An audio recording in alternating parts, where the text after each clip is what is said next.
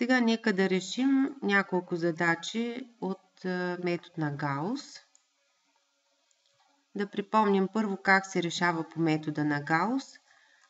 Първо трябва да си въведем матрицата А, основната матрица на системата, вектора B на десните страни, да намерим ранга на основната матрица, ранга на разширената матрица. Ако двата ранга са равни, тогава продължаваме нататък по метода на Гаус. Командата е Х равно на А, ляво деление Б, намираме решението. Рад с Х е пожелание. Ако желаем да получим решението във вид на рационални дроби. Така. Да решим сега първа задача. Пример Е. Х1 минус Х2 плюс 3Х3 равно на 2. 3Х1 минус 3Х2 плюс Х3 равно на минус 1. Х1 плюс Х2 равно на 3. Въвеждаме А равно средна скоба 1 минус 1 3. Точка и запетая 3 минус 3 1. Точка и запетая 1 1. Тъй като липсва променливата Х3, коефициента е 0.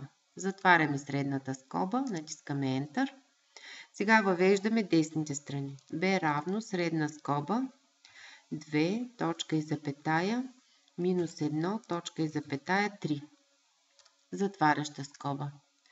Намираме ранга на основната и на разширената матрица, тъй като преди малко ги въвеждахме, можем да използваме командите от Command History. Ранга на А, два пъти кликваме върху командата и тя се изпълнява такава каквато е. Ранга на АБ, двата ранга са равни на 3. В такъв случай удобно е, когато решавате много системи, всички матрици да ги наричате А с име А и всички вектори на десните страни да ги наричате с име Б, за да може да си използвате командите. Ранговете са равни. Неизвестните отново са 3, тъй като матрицата А има 3 стълба, следователно имаме единствено решение. Намираме командата за метода на Гаус, стартираме я, ето го решението. Рад с Х, това е решението във вид на дроби, обикновени дроби. Сега да решим друга задача. Например, да решим пример З. Задача З.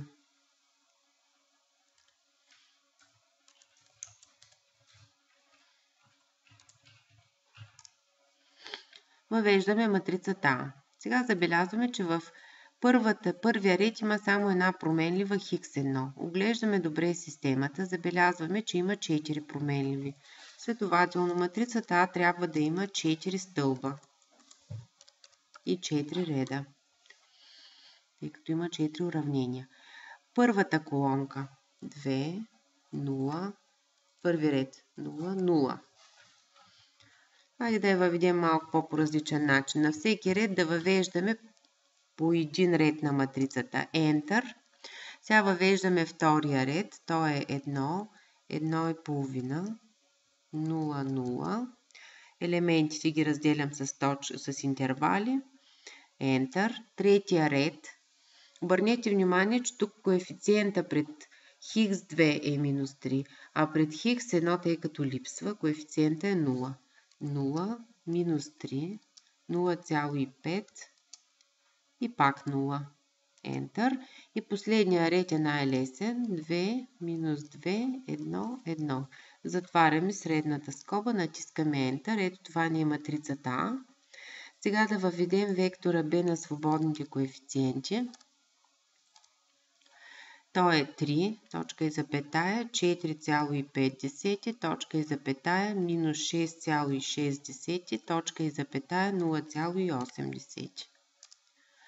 Да видим сега ранговете. Ранга на А, ранга на разширената матрица, равни са и двата на 4. Решаваме по метода на Гаус. 4 неизвестни, тъй като матрицата А има 4 колони. Ранговете на двете матрици, основната и разширената, са равни.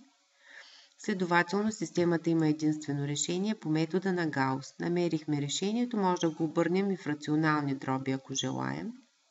Рац Хикс, готово. Сега да решим пример И. Пример И. След това ще решим и К.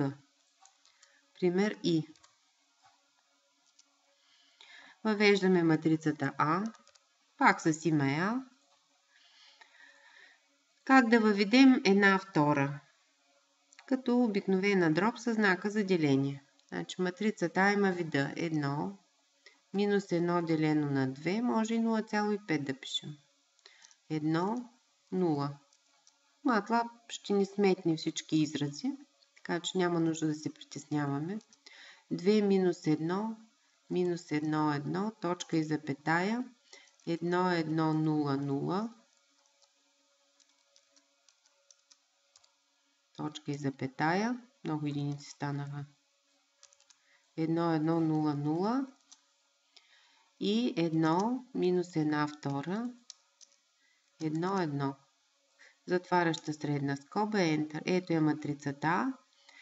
Сега въвеждаме B, 4. Тук ще покажа друг начин за въвеждане на вектор стълб.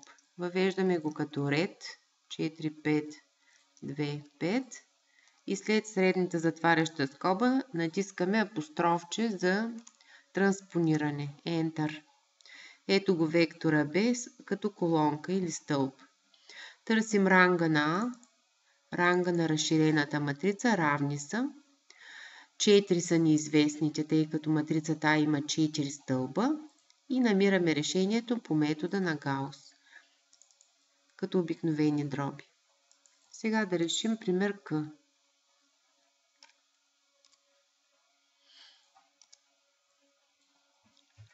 Матрицата А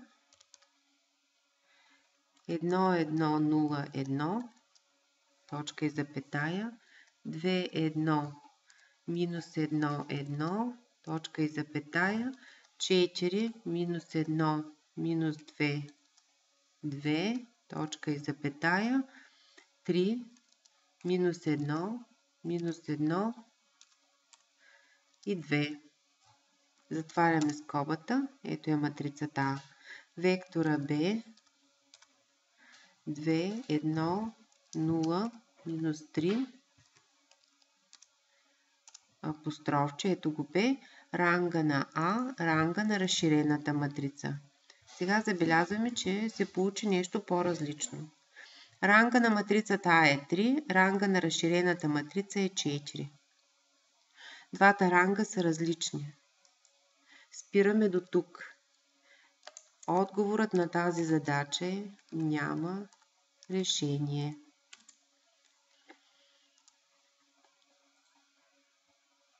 Да продължим нататък. Коя задача да си изберем сега? Хайде някоя по-сложна. Тук има 5 неизвестни.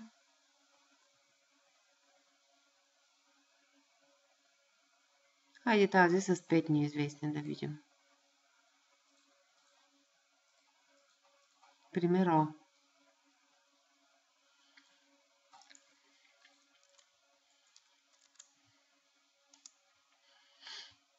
Матрицата А.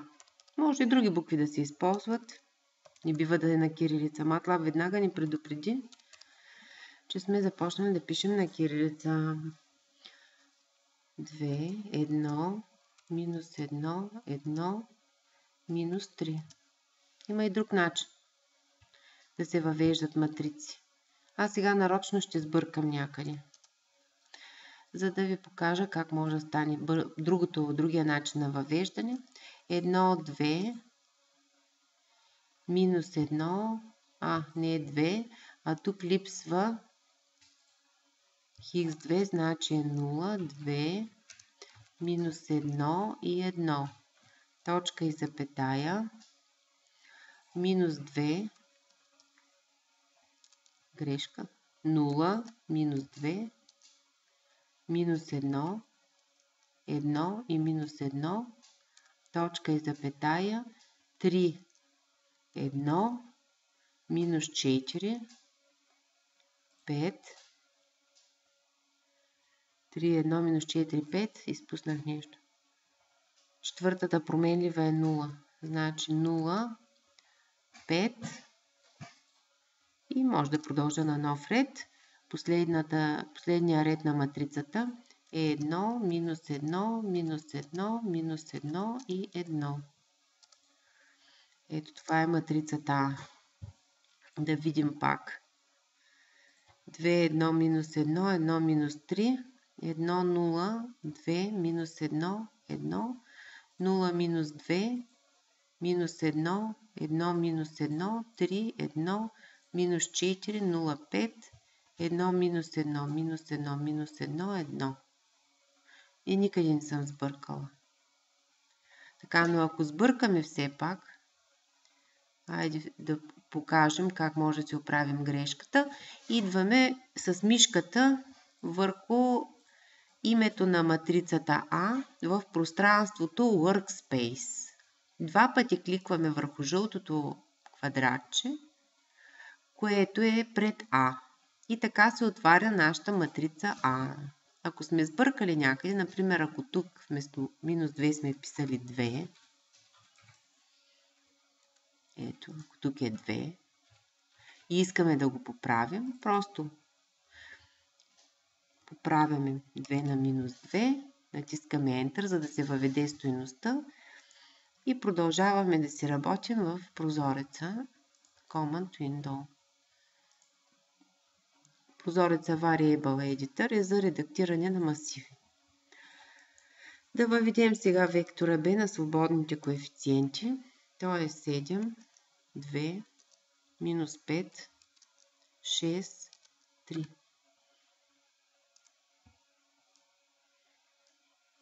Ред.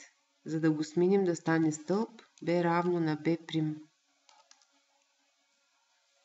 Пак същото. Защото два пъти излезе прим. Едното примче го махам. Значи B равно на B' стана също. Така в същия масив B присвоявам транспонирания вектор B.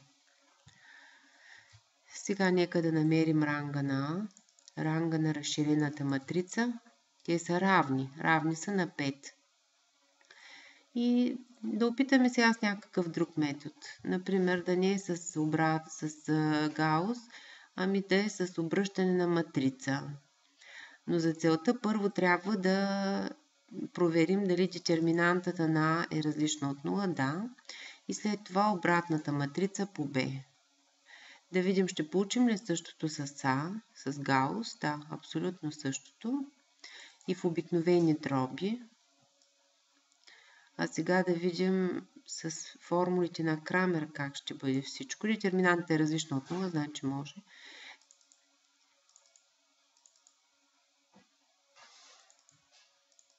Ето.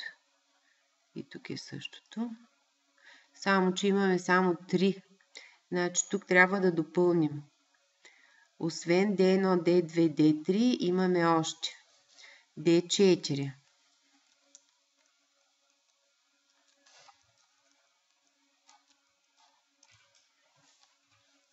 D5.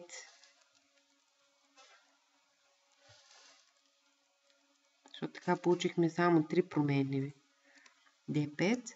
И сега във вектора Хикс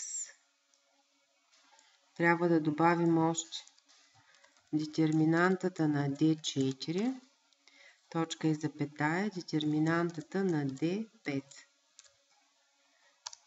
Ето го решението. Да видим същото ли, както по метода на Гаус. Абсолютно същото. Никаква разлика. Така, значи по трите метода получаваме едни и същи резултати. И извода какъв? Винаги, когато решаваме система линейни алгебрични уравнения, първо трябва да въведем матрицата А, вектора Б, ранга на разширената и ранга на основната и ранга на разширената матрица. Ако решаваме с обратна матрица или по Крамер, намираме и детерминантата на А. Ако решаваме по метода на Гаус, пишем Хикс равно на А ляво деление Б. И така системата е решена. Проверка. Може да се направи проверка. Споменахме горе. там където говорихме за формулите на Крамер, направихме проверка. Проверката е следната. Матрицата А по вектора Хикс трябва да даде Б. Така е. Ето 7, 2, минус 5, 6, 3. Това са десните страни. Проверката е направена за последната решена от нас задача, пример О.